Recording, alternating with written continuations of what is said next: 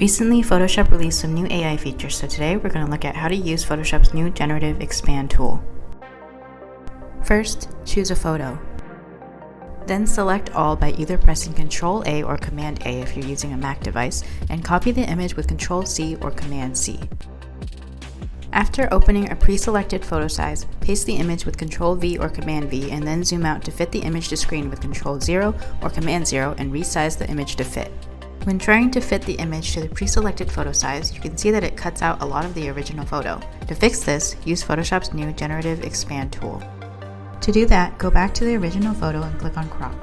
Then expand the photo by pulling the left and right sides with the Crop tool. After that, click on Generate. Then Photoshop uses AI to fill in the rest of the photo for you.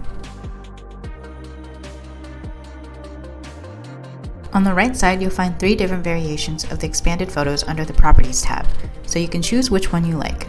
You can even generate again if you don't find one you like by clicking on the Generate button again, which is now above the 3 variations.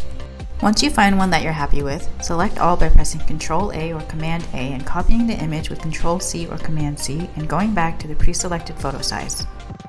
Since we still have the original photo cropped here, remove the image by clicking the backspace or delete key.